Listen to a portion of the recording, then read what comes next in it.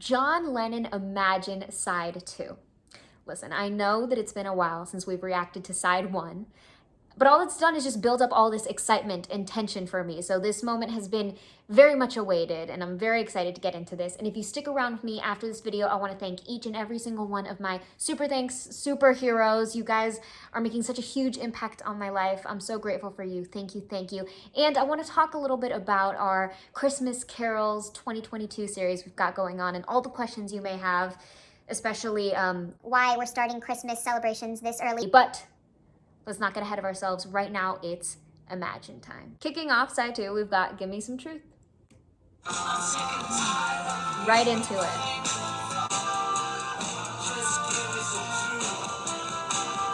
So far, I'm getting this great sense of distortion going on, and there's this like wow, wow, wow, like reverberation effect going on with the guitar. That's really, really cool. It's very acoustic feeling and fuzzy at the same time. And then I like the intensity that's being brought forward with the spoken word nature of his vocal delivery.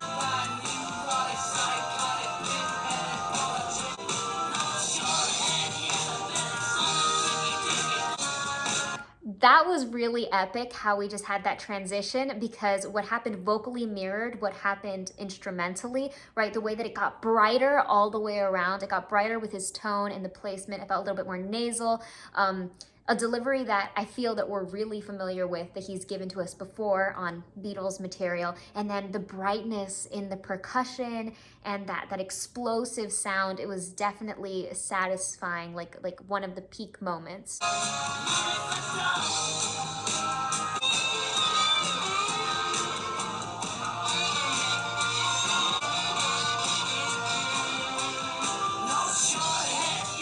That slide, that transition is so smooth and perfect back into the vocal, but we have to acknowledge that breakaway solo moment for the guitar that was so electrifying and magnetizing.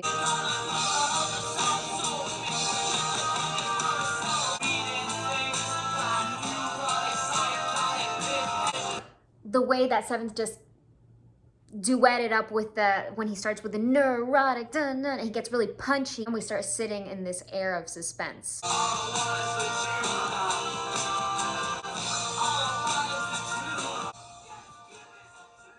And as you can hear the music fading out, you can hear vocally he actually starts getting more aggressive. So I think that's really ironic how, you know, in the production they decided to taper things down and, you know, make things softer and just make it drift away, but he's like probably going harder in the booth, you know, he's screaming. I think that this is a really strong way to start off this side. I'm really excited to see what's next. Number 2, Oh My Love.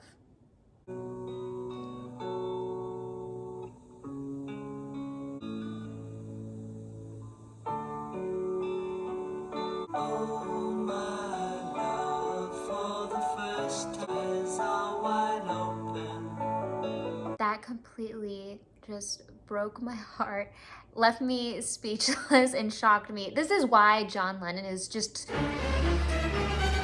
such a genius. So amazing. You know, his music has left this huge mark on us, because he can go from doing those screams that he trailed off the last song with, and then open with this, like the emotional range on this guy is insane. I want to go back and analyze that intro really quick.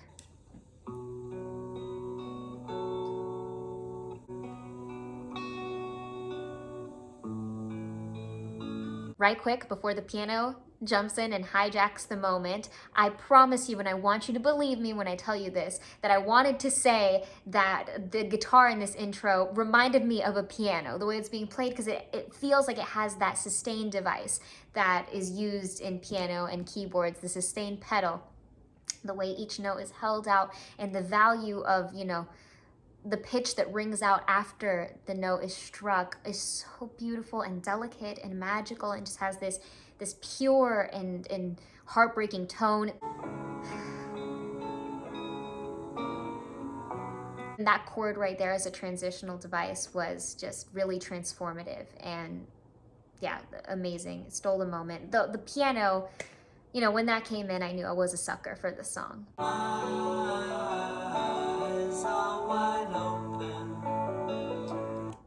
Okay, I'm glad that I played that back and listened to it again because I can hear this time like a doubling or like an echo in the vocal, which by the way, he's executing this one so beautiful. Like there's this tenderness, there's this gentleness that's being enforced, yet it's really solid and strong at the same time. It's strong enough to grip you in, but then it's soft enough for you to have to grab back.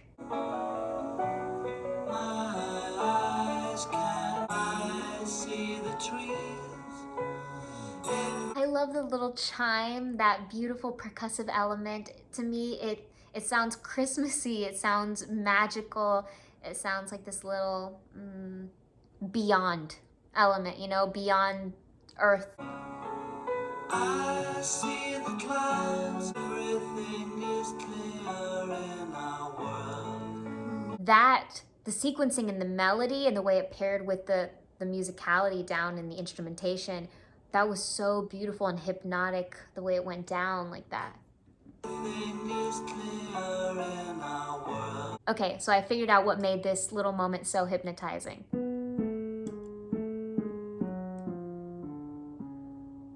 So it's the combination of wholes and half steps and them getting us used to one thing, reeling us in with one, and then switching it up on us. Like they started off with a whole step. So that's what we're used to, and we're expecting another whole step, but bam, right away they give us a half step.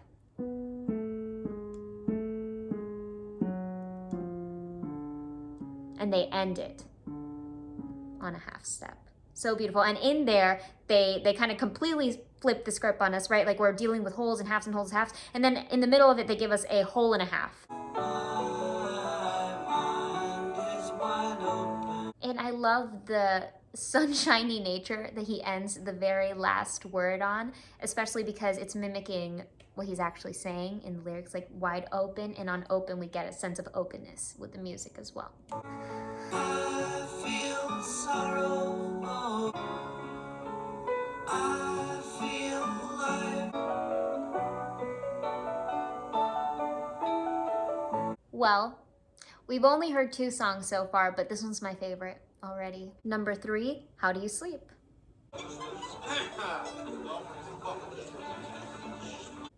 This whole pre-concert atmosphere, right? So it's a little bit deja vu, right? Are you having the deja vu moment too? I should have seen it coming. The joke is on me, right? It was intentional, duh, okay.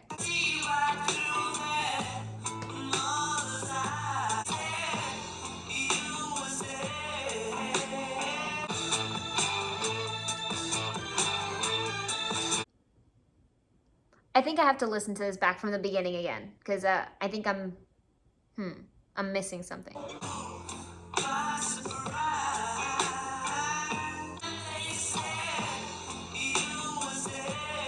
I think that line was in reference to the rumors about the Paul McCartney is like replaced by a clone and that the original one has already passed. I don't even know if I even got it right, the rumor, whatever, but I needed to play that back because the first time around I kind of had understood that he was communicating that to the audience, like he was like saying something about the audience being dead, like brainwashed, like another way of saying brainwashed from the Beatles, Beatle fans, Beatlemania. But no, I think this is about the beef between him and Paul, I think.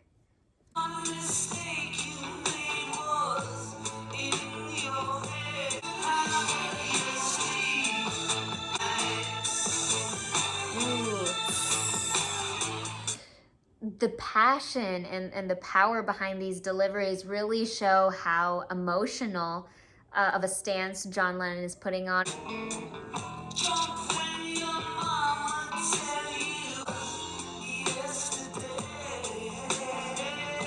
Yesterday. The only thing you know is he implying that was the only song that Paul wrote was Yesterday?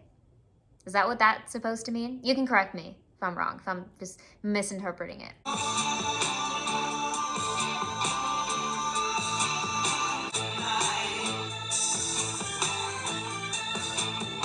I like the way he delivers those S's. It's kind of like serpent-like. It's snaky because he's coming back for a bite.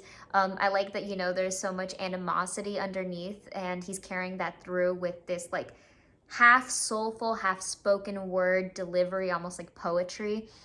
And then with the music, it feels very stripped and very bare boned, but also we had those high soaring, beautiful ringing pitches, I think with a string arrangement, and then we have this like doom doom doom, this like really powerful engine that's keeping the track down low, and like having these, holding these soulful moments that's pairing with the soulful nature that he's reaching with the vocals.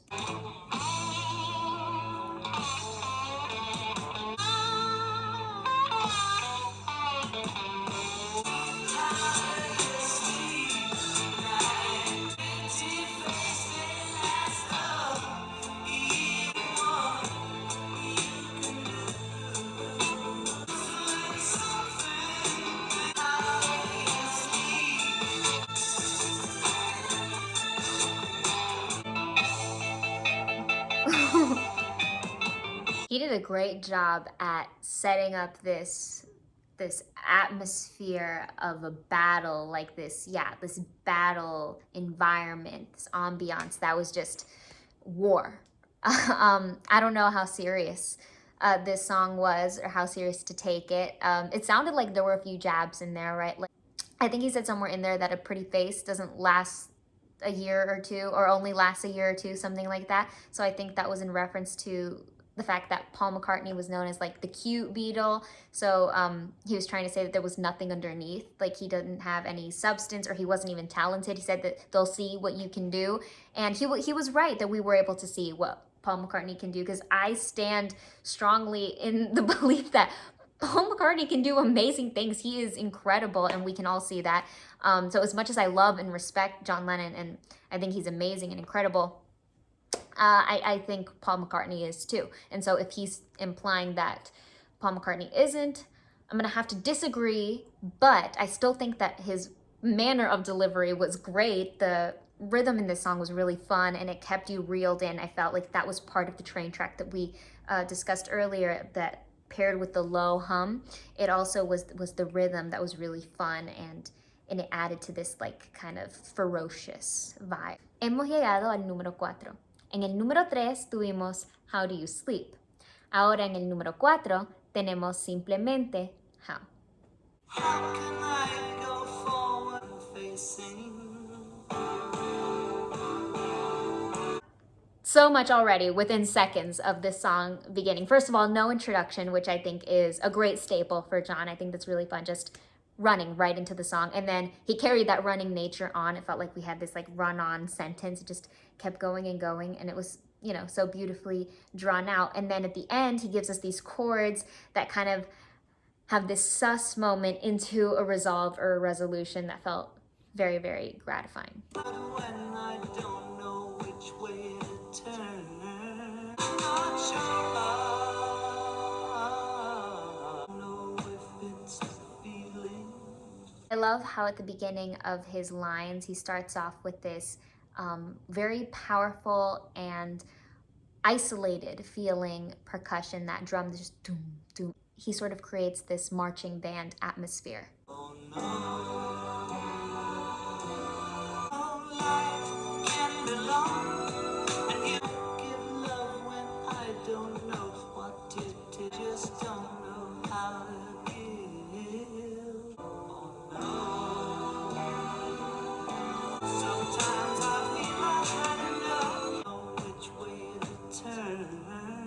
I love the sound of it feels like there's like an old piano that's being played in the keys. It just creates this like really, really beautiful environment paired with the pain that he's harboring in his voice. And then he delivers these beautiful runs just on top of everything that's going on. It feels very unfinished. It has this like sense of unfinished suspense, and it feels very intentional. So I think that that's really cool.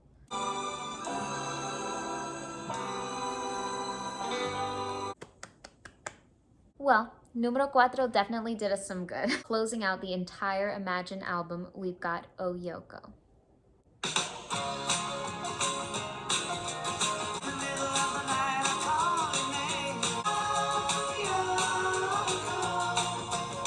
love how sunshiny, happy, acoustic, and upbeat this one is. This one really feels like a nice break from life, from reality. Love that little melody right there, that I call your name. Harmonies.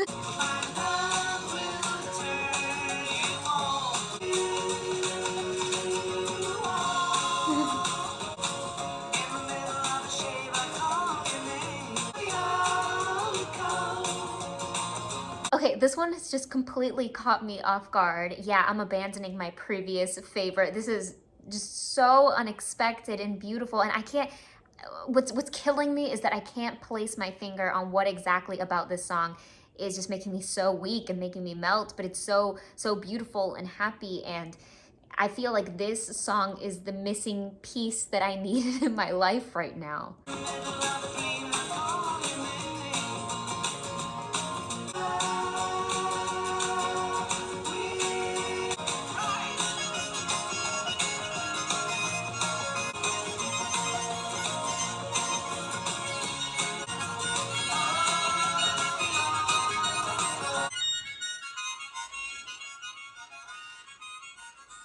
That inclusion of the harmonica was brilliant because it was just so bright and piercing, and it added to that sunshine nature that was already going on throughout the song. And even though it was very sunshiny, there was something really deep and kind of like heart stopping and soul crushing, which that kind of like juxtaposed emotions kind of made me really want to cry, but I made the decision that I'm not going to cry because I already cry far too much every day, and it's giving me like this non-stop post-nasal drip, and my throat is like destroyed because of it, so I gotta cut that out. So any chance that I get just to not cry, I'm gonna take. And that was very hard because that was beautiful. I'm really sad actually that we finished Imagine, but I think we still have some more post-Beatles John Lennon stuff. I know we have plenty of other post-Beatles stuff with all of the band members. We have more McCartney. I think we need to get into McCartney and Wings and all that. And now since this channel is kind of more at a free form, you never know what we got next. I do plan on finishing out everything that we started. So every album we've opened and we've only done one side of, I really plan to circle back around. I don't want to give you any time frames. I don't want to make any promises because right now I don't have any plans to do that. So just bear with me. I will get to everything, I promise. I wanted to take a moment and thank all of my super thanks heroes. I love you with all my heart. Thank you Swedish_Jeff_2022. Thank you Marissa Martinez. Thank you Bob Charles. Thank you Jerry Manas. Thank you Dustin Garner. Thank you Rob K. Thank you Drink Your Tea. And thank you StephaneSmarties. Now to my ultimate super thanks superheroes. Thank you guys so much. Richard Olsen, Paul Edwards, and Peter Buwen. Got a little special surprise for you since you guys have done so much for me. Here goes nothing. Richard Olsen, Peter Buwen, Paul Edwards. Thank you, thank you, thank you. I just wanted to tell you, you mean so much to me. I'm grateful for everything, and I wanted to tell you, thank you. This world is so lucky to have you in it. With you, we're winning. Thank you guys. Now moving right along into the topic of our 2022 Christmas caroling series, and I know in regards to that we have some super thanks gratitude to give, and we'll take care of that in a little bit. I know there's nothing I could ever do that matches the impact that you guys have on my life. I really am so grateful to you, but I think I've figured out a way to express my gratitude a little bit. It's fun, but first I want to talk about what's going on. Right. Why are we starting the Christmas season in the beginning of November? Right, like we're like in the middle / beginning of November still, and let's take it back to last Christmas. I just kind of barely went through the motions of Christmas, not even. Like, Christmas just didn't even really happen for me last year, and that's so out of character for me. I live for Christmas. Okay, my birthday is in the Christmas season. My birthday is December 9th. I'm a Christmas girl. I've always been a Christmas kid. My very fifth Christmas of life, when I just turned 5 years old, I got a puppy for Christmas, and he was a huge part of my childhood. I associate him with my entire childhood, so Christmas has always meant a lot to me. I've always been involved in so many different activities. I used to be a figure skater. I used to do like so many different plays during Christmas. Like I would be part of the theater group, the local like community theater, and then for school plays. Just Christmas was always a busy, fun time. So the fact that last year I had to skip out on Christmas mentally, just blocked it out. I don't even really remember Christmas Day. I don't remember any of the days of the Christmas season last year because I just couldn't. I couldn't handle it emotionally, physically. This year I need it. I'm making up for 2 Christmases. Plus this year I'm using it as a way to help in my healing, because the same way I couldn't access Christmas emotionally last year is why I'm overcompensating for it this year, because I'm still, not 100% better, but I'm also counting on the fact that I might never be, right? Because when you're dealing with someone so close to you passing away, they never come back. Like it never resolves. So it's not like I'm gonna wait on this feeling to go away. And I'm just being proactive, which is something my dad always told me to do. He actually always told me that happiness was a choice. And whenever he would say that to me, I never agreed with him. I never believed that in my heart. But I think I know what he meant now. And it's not that happiness is a choice. It's that sometimes you gotta force a little bit of joy into your life, and then you'll start feeling it afterwards. Like you have to open the door for it. And even though joy might be different now, it might look different for me, it doesn't mean that it's something that I should just shun for the rest of my life. Like I'm gonna go after this happiness. And I think that having this series is really fun because I know I'm not the only one going through things. That's also another thing I've learned throughout these, this past year, now over a year. So much is happening all the time, everywhere. Everyone is having something happening. And I feel like we can just kind of lean on each other, and we can kind of use these moments to spark some joy in all of our lives.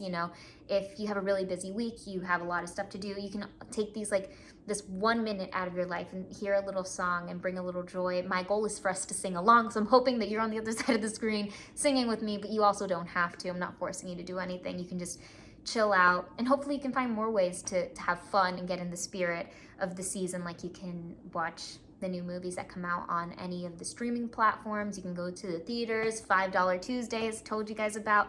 Also, the drive-through at Starbucks, they have the nice Christmas drinks. I know that can get pricey, so not every day, but some days. Any little thing that you do just to bring some light and joy into your life. Right now, that's what I'm doing, and it's actually working. I gotta say, fortunately, it's a lot of fun.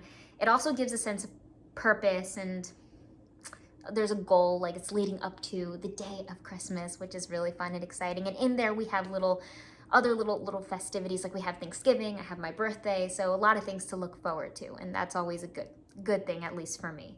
Let's get to the thanking. On the first day of our 2022 Christmas caroling series, my heroes gifted me. Thank you, Paul, Edwards, Jerry, Mana, Swedish, Jeff, and Rob K. On the second day of our series, my heroes gifted me. Thank you, Swedish Jeff, and drink your tea. On the third day of our series, my heroes gifted me Paul, Edwards, Jerry, Manas, and Swedish Jeff. On the fourth day of our series, my heroes gifted me. Thank you, Paul, Edward, Rob K, and Swedish Jeff. And that's where we're at so far. We've posted 4 at this point. So thank you guys so much. I love you with all my heart. I'll see you guys really, really soon. And don't worry, towards the end, I'll start thinking of more creative ways to give thanks. I cannot stress how thankful I am for you guys. I know you guys don't have to do this. You don't even have to watch, and you do. And I'm so grateful to spend this time with you guys, to get to share all this with you. I feel like we're sharing a lot of joy, and things are changing, and the weather is getting really, really cold, which is both good and bad because I'm still a Floridian girl. You know, I'm from Miami, so I'm not built to handle this cold. But it's fun. Regardless of whether you celebrate the holidays or not, I'm sorry for like banging it over your head if you don't. But if you do, thank you for having fun with me. And wherever you are, whoever you are, I hope that you're taking care of yourself, you're having fun, you're finding some time for yourself, and you take it easy.